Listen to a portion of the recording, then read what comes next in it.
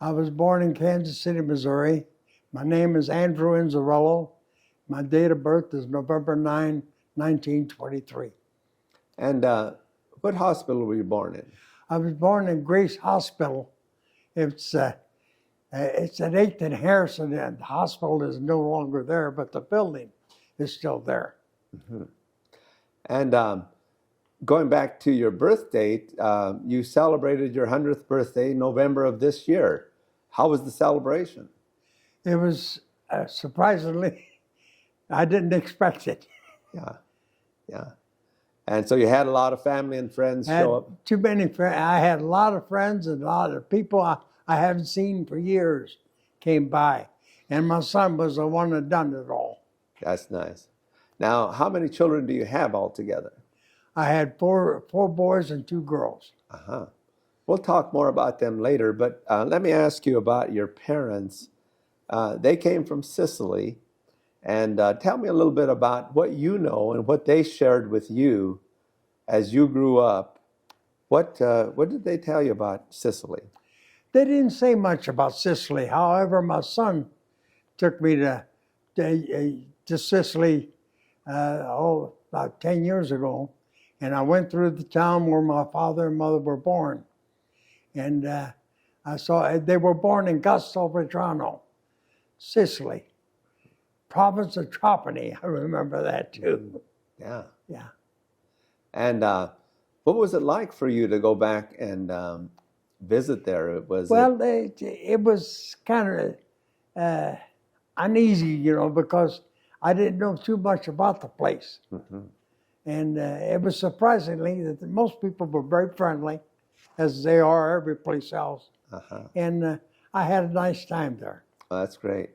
What were some of the sites that you visited when you were in Italy? And I'm sure you probably took some tour of the mainland and other places. Well, we saw the Colosseum. And in Sicily, we saw places where old buildings were there, and the roofs were torn down. All we saw was the columns. Mm-hmm. And to tell you the truth, I don't remember too much more than that. Yeah. Well, did you grow up speaking Sicilian here in Kansas City? Yes, sir. Yeah. And I didn't know there was a difference between Italian and Sicilian. Mm-hmm. But I went there, when my son took me to Italy, I found out real fast. Sicilian is one language, Italy is another, Italian is another. Yeah, right. So when, as you grew up in Kansas City, tell me a little bit about how you, where you grew up and what it was like. Well, I was raised in Little Italy. It was a district called Little Italy. Little Italy was east of the city market to the bluff. There used to be a bluff there. From the 1st Street to the 6th Street. Mm-hmm. That's called Little Italy at that point in time. And it was a playground for every place. But if you done something wrong, somebody would just reprimand you, whip you or something that can't be done today. Yeah. And if you went home and tell your father that this man whipped you, you got another whipping. So so you didn't rat on him. No. Yeah. Growing up in Little Sicily or Little Italy, were most of the people there Sicilian that migrated there? Most of them were Sicilian, yes. Mm-hmm. And what church did you attend? A Holy Rosary Catholic Church at that point in time. Uh-huh. Right there on Campbell. Yeah. Were you around when they built the Don Bosco Center across the street? Yes, sir. That Don Bosco Center was built with free labor. And Patty Construction Company provided not only labor, but I think they provided a lot of the material too. Mm-hmm. Yeah. What was the name of the construction company? Patty Construction Company. Okay. He was a big contractor in Kansas City at one point in time. Uh-huh. Yeah. Did you or any of your family members work on the Don Bosco Center? No. Yeah. we have some video of the building of it in 1940 Yeah. with, All free labor. yeah. I saw guys coming in, throw their tie behind them, roll up their sleeves, and go to work. Yeah. After work, usually. Yeah. Well, growing up in Little Italy, you know, a lot of times people associate the Italian community with the mafia. And what kinds of activities did you see? And of course, that's an overgeneralization about all Italians, which is unfair and not unreasonable. But tell me what you think about your experience in growing up in Little Italy, Kansas City. Do you feel like you ever, or your family ever experienced any kind of discrimination or prejudice? Oh yeah.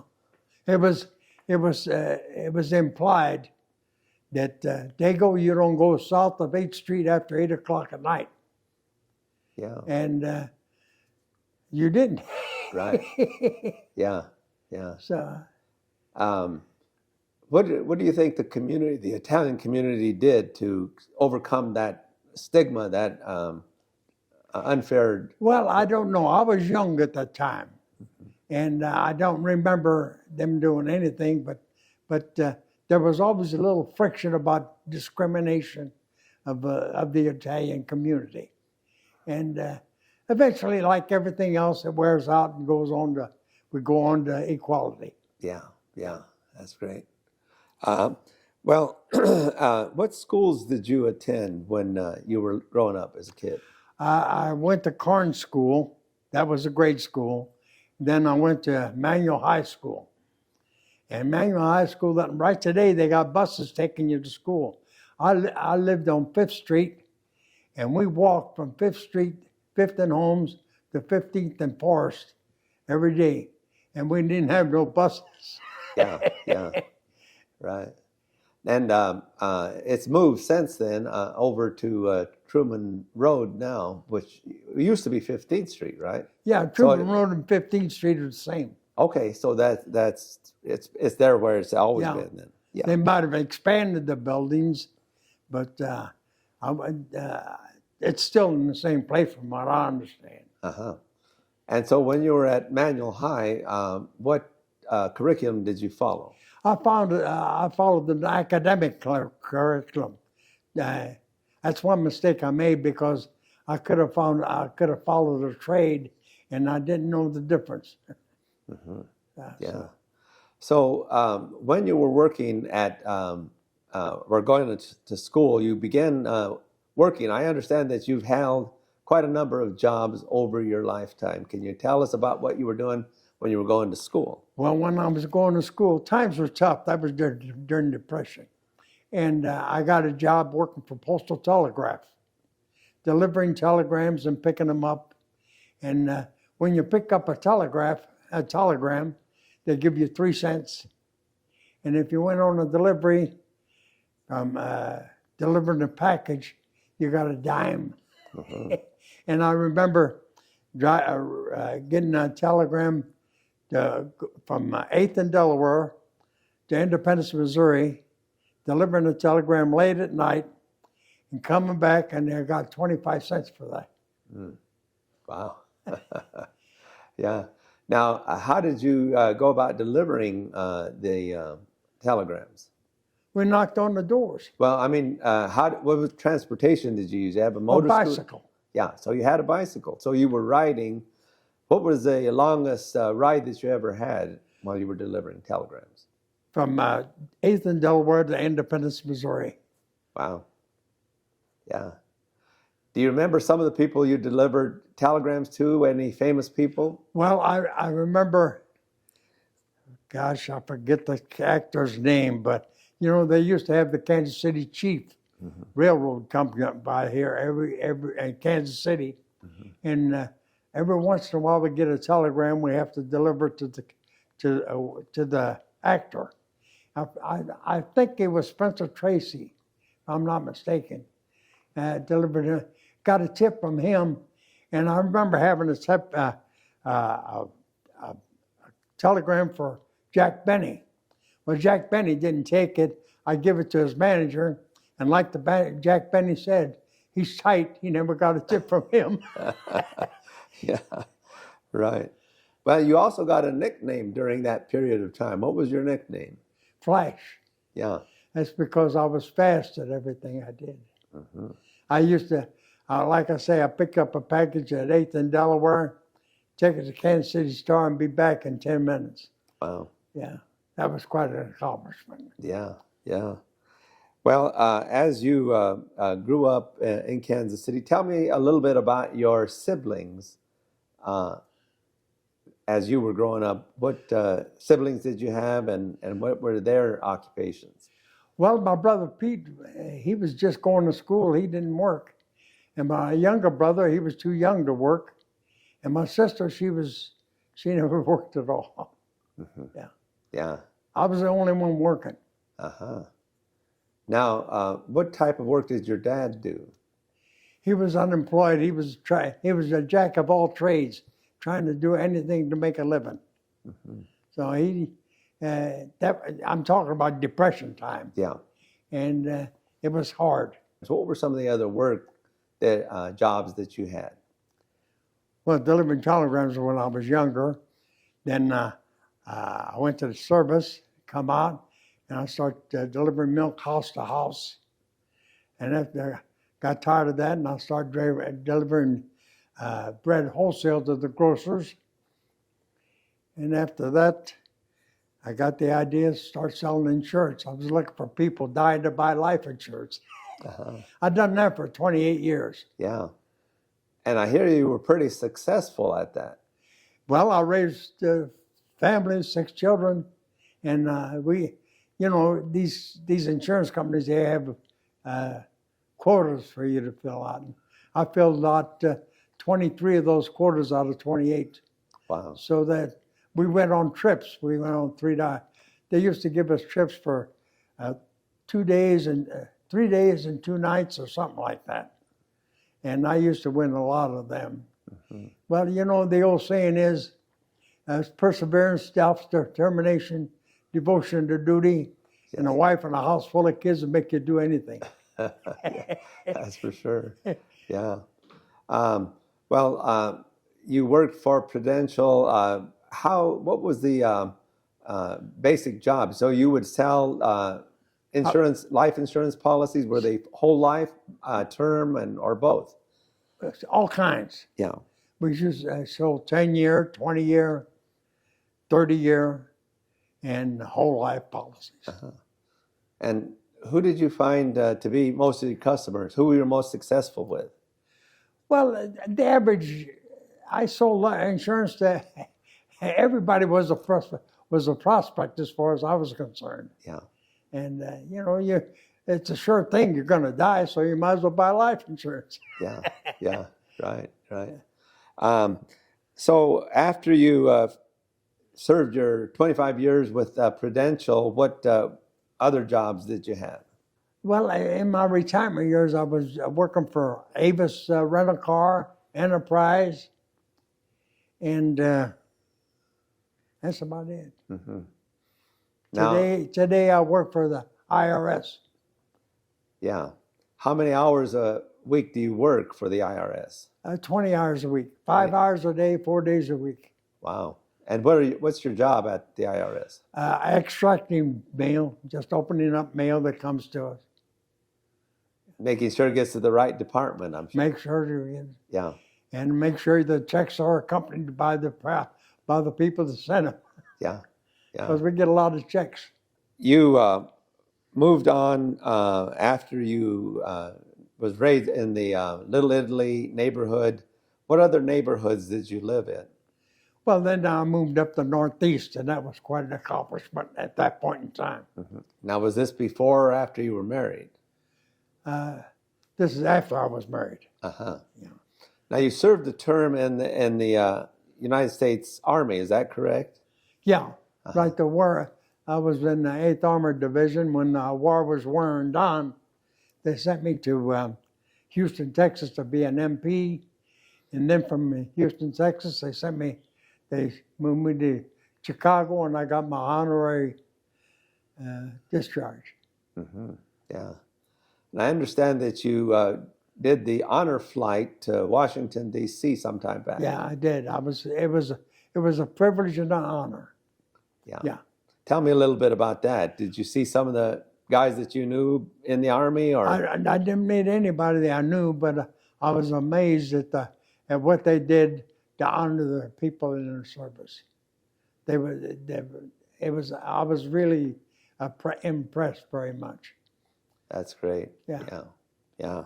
So after you served your term in the Army and you went to work, now there were times when you had maybe in between jobs and so forth. I hear the story about your buying a truck and selling cantaloupes and so forth. Yeah, I bought a truck for $100. I was expecting to use that to go out picking up trash and using it as a trash truck. And somehow or another, I was down in the market, and the guy had a whole bunch of cantaloupes. And I says, "What do you want for them?" And I forgot what I paid for them, and we loaded them all up in my truck. I got the truck, and I drove up to 6th and Broadway, and the thing stopped. Wow. I called my wife up. I says, "Bring me some cardboard and some black paint." So I put a sign on cantaloupes 3 for $1. I sold the hell out of those things. At that point in time, I think I made about $250, and that was a lot of money in those days. Yeah. And more so than it is now, valuable. Right. Yeah. So I finally got rid of the truck too. Yeah. That's great. When you think about the various neighborhoods that you lived in, what was your involvement in city affairs or political? Well, involvement? at one time, tried to be run for city councilman, and that was a flop because I didn't have the knowledge or anything about how to run for office or anything. Yeah. But I tried, and that was it. Yeah. Now, your children have been successful at various occupations. Would you talk a little bit about your own children? Well, I had 3 boys and 4 boys and 2 girls, and my first boy was named Benny, and that's one of the sorriest things in my life. You have to bury your children, and he started out selling Hostess cakes. Then he went into wiring houses. Then wiring houses, he got out of work. And I found out they needed an electrician at the city hall, at the courthouse. He goes down there and he gets a job there. And before I know it, he's supervisor when they opened up the courthouse and city jail, or county jail. Mm-hmm. He had people working for him. Mm-hmm. But he got in poor health, and he died on me. And that's, you're not supposed to bury your children. No. And right to this day, I see him going, when I went down to the hospital, I see him in the gurney. It's sad, but you have to take life as it is. Yeah, yeah. What about your other children? Well, my son Carl, he was number two. He went through college on his own money, and he had a GPA of 3.4. And he tried to get into medical school, and he couldn't make it because the requirements are 3.8 or 7 or 8. Well, I went to a fellow by the name of Dr. James DeRena. Didn't know him at all, never met him at all. And I went to his office. He had a lot of people waiting to see him. And I talked to the secretary. I says, "I want to see Dr. DeRena about a personal matter." Never met the man, never knew him. Right away, I got put in his office, and I told him, I introduced myself, and I introduced him to my son. I says, he wants to be a doctor. That man gets on the phone right away, talks to the registrar, and the registrar told him what he had to do, and he done it, and he got the job. He got in to being a doctor. Wow. What college did he attend? What university? He went to the College of Osteopathy, Okay. but he graduated from UMKC. Uh-huh. Yeah. Yeah. So he went right in the northeast side Yeah. to the College of Osteopathy. Yeah. Yeah. What about your next in-line child? Oh, that was Andy. Andy was working for a grocery store, and he come to me. He says, I asked him for a raise, and he turned me down. He says, I think I'll be a meat cutter. I says, you don't want to be a meat cutter. And somehow or another, I brought him over to a fella that his name was Carmen Tutorino. I says, put him into the union. He became an electrician. Well, I tell you, when he went out, my son Andy, when he went to graduate high school, I told him to go to college. And he said he went to college, and he says, not for me. But right to this day, he's never explained to me how he became a master electrician without going to college. And in case you're not familiar with the terminology, master electrician is right below an electrical engineer. Mm-hmm. That's him over there. Yeah, that's right. Yeah. But that was it sounds like you had a network of friends, and that at least, or you made sure that, your children had every opportunity possible for them. What about your other children? Well, my two daughters, I wasn't too successful with them. I sent them to beauty school because at that point in time, that was the thing. And they graduated beauty school.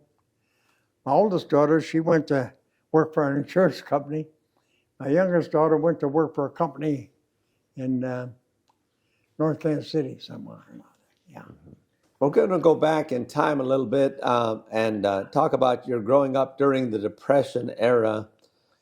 You had opportunities to kind of observe what was happening around you, and of course, Tom Pendergast kind of had the political world tied up.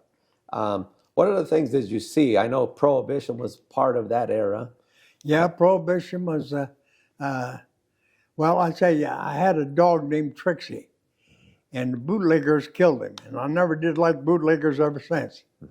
Because they had, what the bootleggers used to do, they'd get a brand new car, and they'd go to and raise the springs up. So when they loaded it up with whiskey, it wouldn't look like they was loaded up. And they used to run down this alley where I lived and killed my dog. And ever since then, I never did like bootleggers. Yeah. Were they coming out of a warehouse? Well, they were coming out of they had a garage, and a garage, it was filled them up, and then they'd come run down the alley. To deliver it to speakeasies around. Well, I understand they was taking them to Oklahoma. That's what I thought. But I don't know what they did with it. Yeah, yeah. What other kind of criminal activity was taking place at that time? Well, it's usual, I guess. They had people robbing banks, and just like they do now. Sure. And that's about it. Yeah, okay. So when World War II ended, you came back home and you started working for the insurance company. And No, I started selling milk house to house. Oh, okay. Then I went to selling bread, wholesale bread. And then in 1957, I went to work for Prudential Insurance Company. Okay, yeah. And I worked for them until 86. And from then on, I've worked for them for 27 years, and they've been sending me a check for 37. Wow. So, Yeah, longer than you worked. yeah. Well, let me ask about your real estate years. You got involved with not only selling real estate or helping one of your sons, I understand, but But you were also purchasing buildings and making apartments and so forth. Well, my first buy was at 8th and Paseo, close by. I bought a building there, and right after I made the last payment, all the tenants start moving out. So I eventually sold it, and I made a profit at sold now. Then I went to buy a 3-story apartment building. That's something that was my big mistake, because my son got married and I got his first floor apartment. Oh, I remodeled it all for him and everything. I lost a little money on that one. I sold it after 3 years. Yeah. He wasn't paying any rent. Yeah. And I had him sign a sweetheart lease, $50 a month. Mm-hmm. So, but I got rid of the building. Yeah. Yeah. Yeah. Right. Now, you said that a lot of the tenants were moving out. Was it because the black community was kind of moving into that No, area? it was just something they just did. They start doing. They were old people. Mm-hmm. At least one or two of them, I think, died, Uh-huh. and the rest of them just moved out. What does it mean to you to be a centenarian, 100 years old? What changes have you seen over your lifetime? Well, I don't know. Being 100 years old doesn't mean much to me. But I tell you, I think most of the thing I can see is equality. Black people were discriminated tremendously. Italians were discriminated. And now there's no such thing as discrimination anymore. Yeah. That's what I think is utmost I recognize. Mm-hmm. Did you interact with the Mexican community much? No.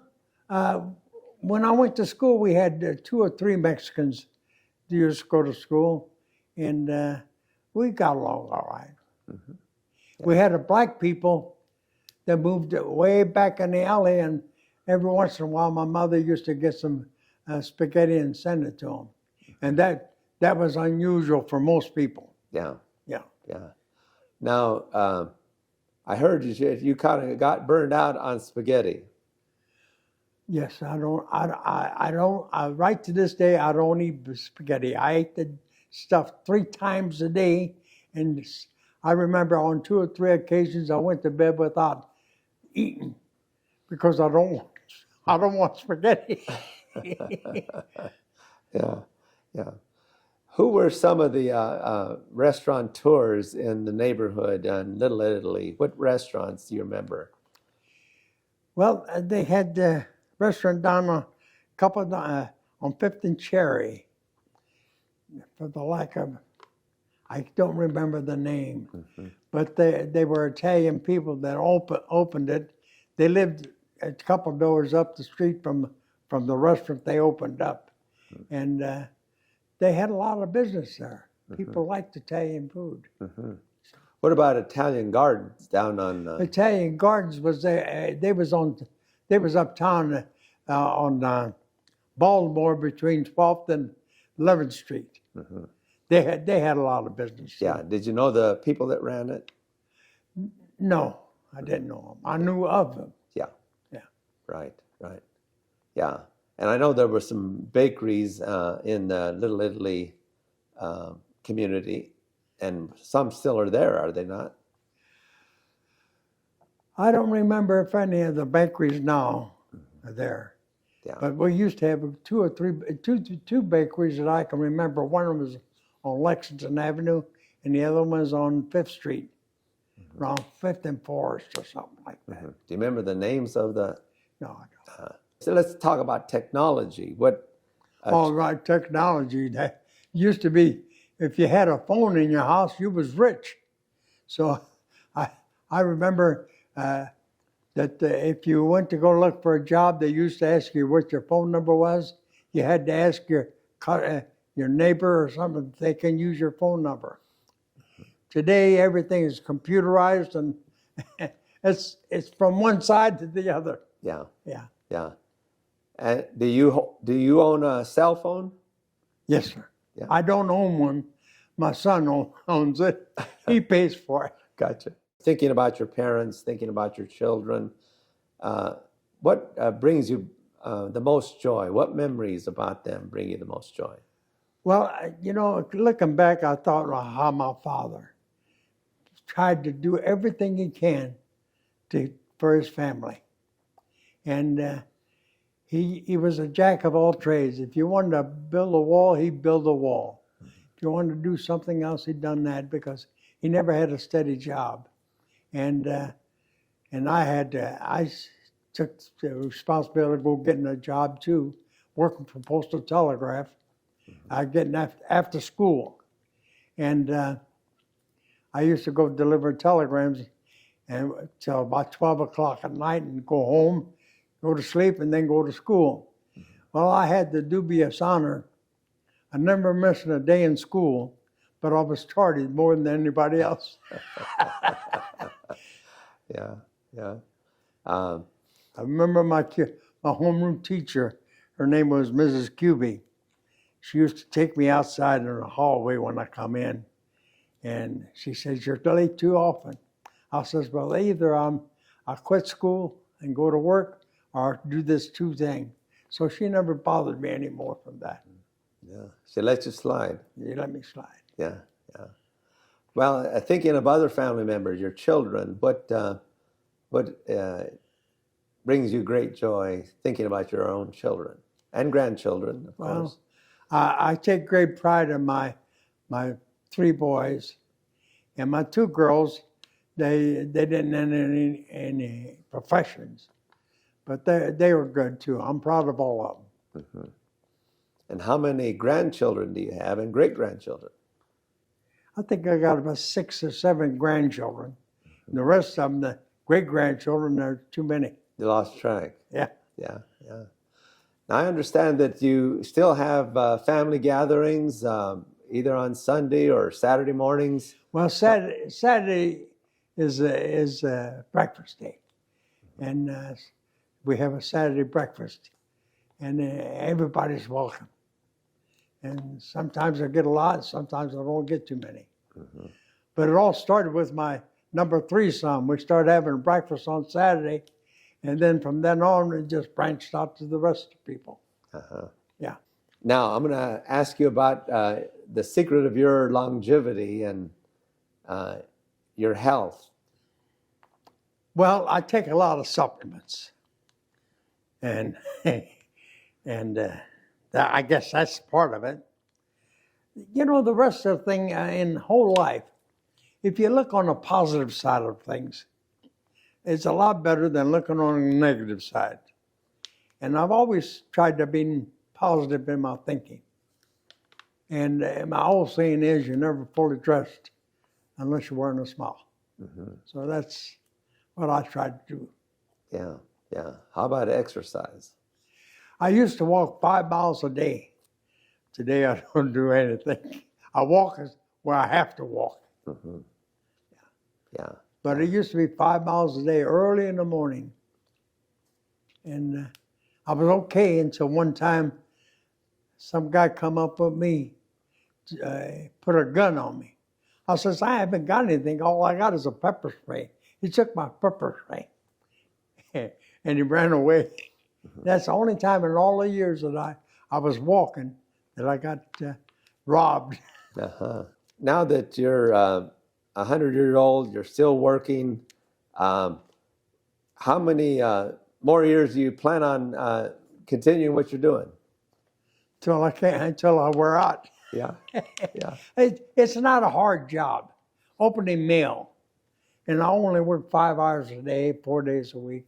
And it suits me good. Mm-hmm. And I'll continue to do that as long as I feel good. That's great. Yeah. Yeah, wonderful. Okay. Well, Zach, do you have any questions? Yeah.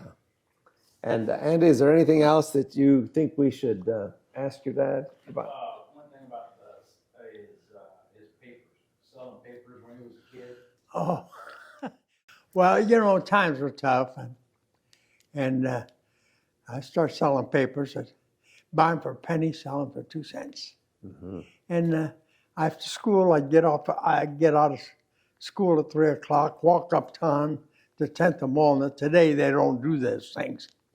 And I'd get 10 papers and try to sell them. If I couldn't sell them, I took them back and they give me my pennies back. Yeah. Sometimes I make as much as a quarter, but most of the time I make 15 cents. Now, 15 cents don't sound much to you, but in those days, 15 cents were about 3 pounds of pasta. And we had pasta, and that's why I don't like pasta today. Sometimes at 15 cents, we buy pasta and we wouldn't have anything with it. If I made a quarter, they put in sauce in it, so we had sauce and pasta. Mm-hmm. Yeah. Yeah. What was the neighborhood in the Northeast like when you lived here? It was, everybody knew everybody. And we sit on the front porch and we talk to our neighbors and all that. Today, I live in the suburbs. I don't hardly ever see my neighbor.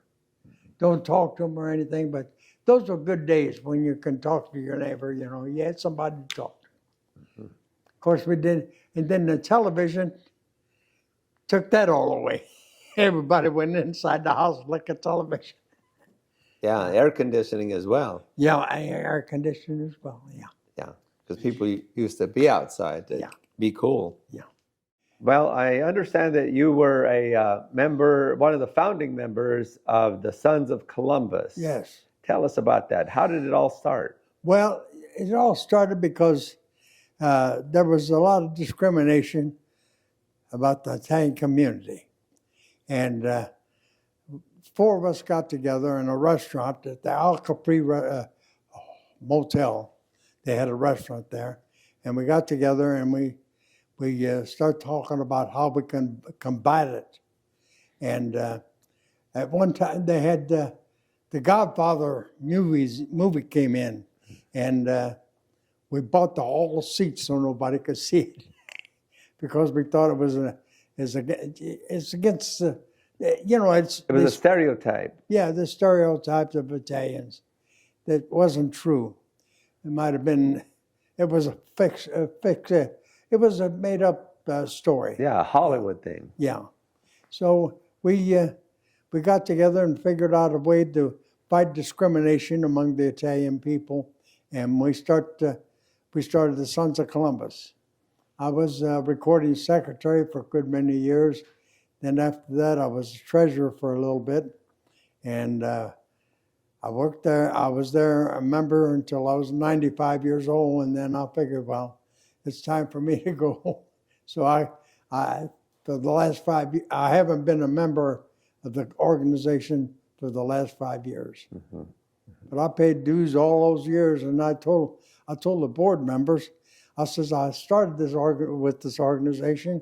I paid dues all these years, and I feel I should be an honorary member. But they didn't see it that way, so I quit anyway. Mm-hmm. Well, who were some of the founding members of?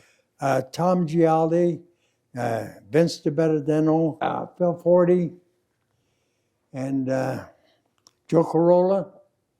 Joe Corolla was, he had the funeral home, Savetta Funeral Home. And he was the treasurer. And he kept the books, the money, he had it all spelled out. Perfect. Yeah, right. Yeah.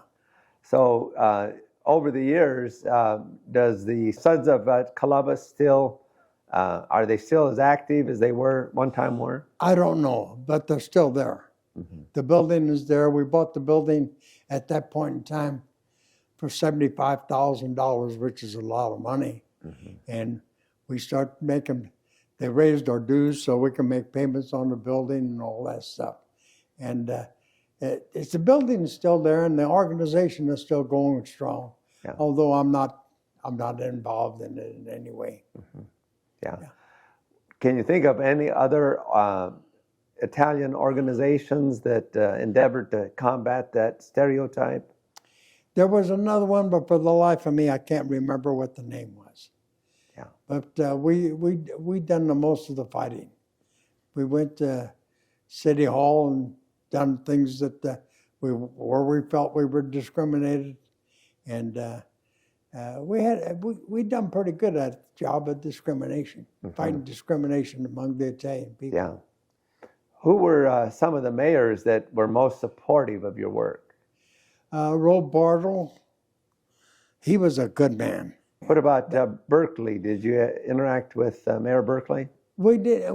I remember Mayor Berkeley, but I don't think we had any reactions with him. Yeah, but Mayor Berkeley was a good mayor, as far as I can remember. Yeah. A 3-term mayor, that's for sure. Yeah. Yeah. Again, we want to thank you for taking your time to be with us and share with us your life experiences. It's wonderful to Well, be it's able to my meet you. pleasure and honor. Yeah. Yeah. Thank you very much. Thank you. Okay.